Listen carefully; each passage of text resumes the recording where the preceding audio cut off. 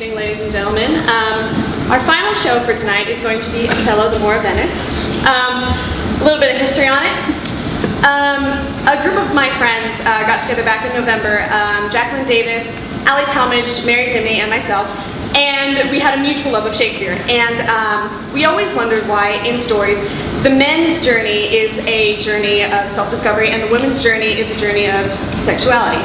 And so we thought, what better way to show that a woman's journey can be one of self-discovery and character too, that by taking some of the most classic characters from the most classic literature and plays, Shakespeare, and inverting the genders. So, in my production, you will see inverted genders, and you'll notice that we still use he and she to refer to people, even though Iago is a woman, we refer to him as a man. Because the idea is that it's the soul and not the gender that defines you. So I'm really excited to show you guys this. We were working really hard on it. My cast is Ben Briggs, Christa Smith, Erin Fitzgerald, myself, and Jacqueline Davis. Lovely stage manager Sarah Butler and Veronica Lights. So thank you all so much for coming, and without further ado, I present to you Othello, the Moor of Venice by William Shakespeare.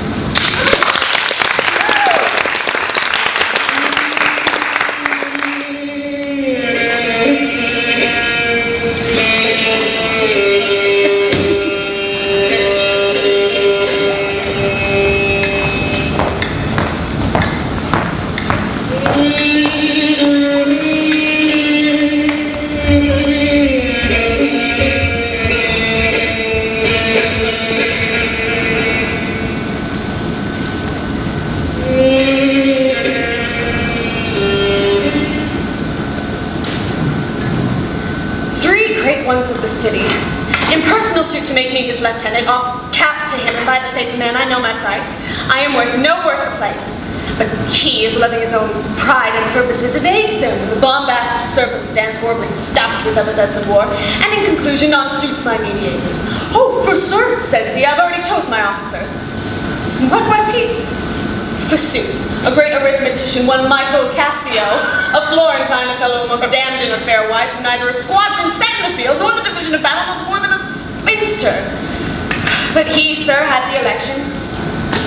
I from his eyes had seen the proof at Rhodes, and Cyprus, and on other grounds, Christian and heathen, must be believed and calmed by debtor and creditor, this countercaster.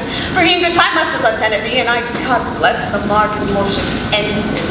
By heaven, I would rather have been his hangman. There's no remedy. It's but the curse of service. Preferment goes by letter and affection, and not by old gradation. I would not follow him then. Oh, sir, content you. I follow him to serve my turn upon him. We cannot all be masters, nor all masters cannot be truly followed. You shall mark that many a duteous and knee-cooking knave, doting on his own obsequious bondage, wears at his time much like his master's aspen up a provender. In following him, I follow but myself. Heaven is my judge, not I for love and duty, but seeming so for my peculiar end.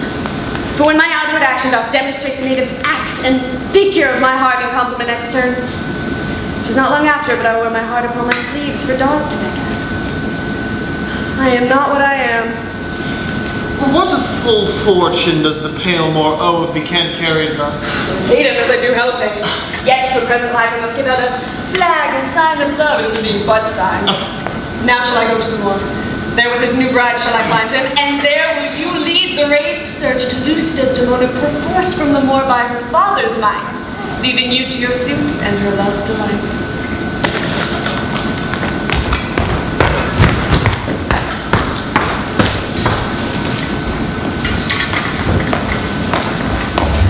Servant of the Duke and my lieutenant. The goodness of the night upon me, friend, what is the news? The Duke does greet you, General, and he sends me with a message. It is a business of some heat. Well, then I will spend but a word here in the house and go with you. Here comes another troop to seek for you. There are those speaking for the father of his bride. Be advised, General, they come to bad intent. Well, let's stand there. Moor, on behalf of Brabantio, whose daughter you stole against all right of decency and civility, I come to charge thee to prison, until fit time of law and course of direct session call ye to answer. What if I do obey? Will the Duke be there with satisfied his message and greets me answer with all peace? Will you ignore a matter of state to have your rebuffed suit satisfied? Aye, to me your suit holds no truth. Desdemona is abused, stolen from me, and corrupted by spells and medicines bought of mountebanks for nature so preposterously to err, being neither deficient, blind, nor lame of sense, since witchcraft could not. That I have taken Barbantu's daughter, 'tis true. 'Tis true I have married her. The very head in front of my offending hath this instant no more. I won Desdemona. What would you, Desdemona? That I did love the more to live with him. My downright violence and storms of fortunes made trumpets to the world. My heart subdued, even to the very quality of my lord. I would not believe it but to hear it. This business breaks. There is still a matter of the Duke's commission, my lord, which commands your immediate attention. Tell me the business. The Turk with most mighty preparation makes for Cyprus. Othello, the fortitude of the place is best known to you. You must therefore make to leave at once for Cyprus, for honor and for the state. My dear lords, if I left behind a moth of peace, and he go to war, the rights for which I love him are bereft of me, and the heavy interim I shall support by his dear absence. Let me go with him. Be it as you shall privately determine, for either for stay or going. The affair cries haste, and speed must answer it. Look to her more. If thou hast eyes to see, she has deceived her father, and may thee. My life upon her faith. Honest Iago, my Desdemona must enter to thee. Prithee, let thy wife attend on her, and bring them after in the best advantage.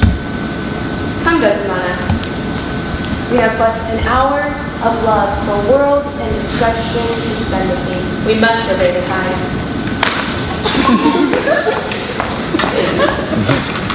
Iago, What sayest thou, noble heart? I will incontinently drown myself. If thou dost, I shall never love thee after. Why, thou silly gentleman. What should I do? I admit it is my fault to be so fond, but it is not in my virtue to amend it. Put money in thy purse. Ow! Follow thou the wars, defeat thy favor with its disguise. I say put money in thy purse. It cannot be that Desdemona shall long continue her love to the Moor. Therefore make money. A pox on drowning thyself, it is clean out of the way. Seek rather to be hanged encompassing thy joy than to be drowned and go without her. Will thou be fast to my horse, if I should depend upon the matter? Thou art sure of me.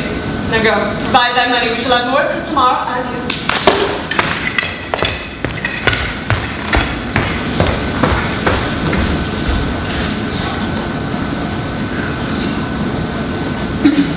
Thus do I ever make my fool my purse. For mine own gain knowledge should profane if I would time expend with such a sniper for my sport and profit. Now I hate the Moor. Didst thought abroad that, twixt my sheets he hath done mine office? I know not if it be true, but for mere suspicion in that kind I will do as if for surety.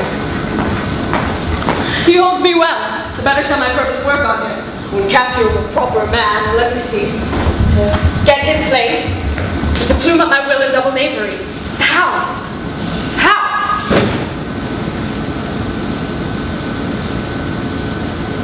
After some time, to much abuse Othello's ear that Cassio is too familiar with his wife. I have it. It is engendered. Hell and night must bring this monstrous birth to the world's light.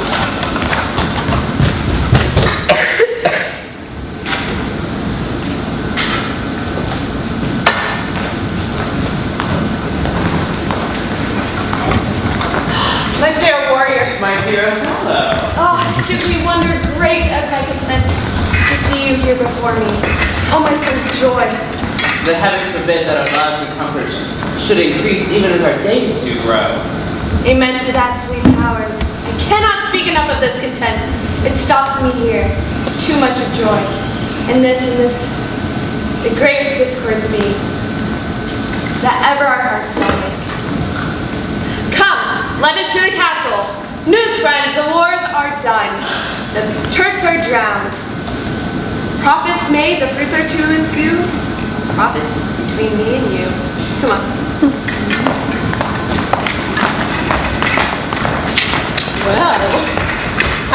to their sheets. Come, Lieutenant, I have with me a stoop of wine, and here without are a brace of Cyprus gallants who would fain drink a measure to the health of Othello. Not tonight, good Iago. I have very poor and unhappy brains for drinking. What man? Well-wished courtesy would invent some other custom of entertainment. It is a night of revels. The gallants desire it. Well, where are they? Here without. I pray you call them in. I'll do it, but it dislikes me. Now, if I can fasten one cup upon Cassio with that which he hath already drunk tonight, he shall be as full of coral and defense as my young mistress's dog. I am a sick fool, Roderigo, whom love hath turned the wrong side out, hath tonight to Desdemona ground quotations bottle deep, and if consequence do but approve my dream, my boat sails freely both with wind and stream. Oh, God, they give me a rattle. Some wine, come!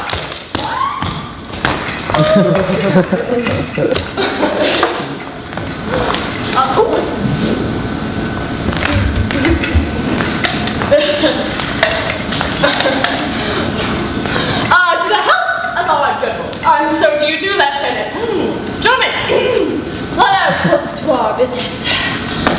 Nothing, gentlemen, I am drunk. This is my instinct. This is my right hand.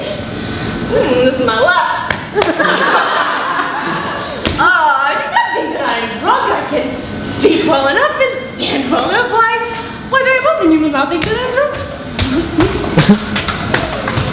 You see this man that's gone before? As a soldier fit to stand by season. How do you, Roderigo? After the lieutenant, I pray you go. I do love Cassio well, and I would do much to cure him of this evil. But hark, what noise? Help, murder! What's the matter, Lieutenant? Naked in my no, I pray you, Sir Lieutenant. Hold your hand. Let me go, sir. I'll knock you over the mat. Come, you're drunk. Drunk? Away, say go come, you Mutiny! I tell you, sir, hold your hand. I'm telling you, you'll be shamed forever. What is the matter here? Hold for your lives. Well now, Hall, from whence ariseth this? How comes it, Michael? Are you thus forgot? I pray you pardon me. I cannot speak. By heavens, I'll have it known how this foul rout began. Who set it on? Iago? Who began it? I should rather have this tongue cut from my mouth than it should do offense to Michael Cassio. Yet, I persuade myself to speak the truth. Shall nothing wrong him? Thus it is, General, myself being alone about the yard, there comes a fellow crying out for help, and Cassio following with determined sword to execute upon him. Myself the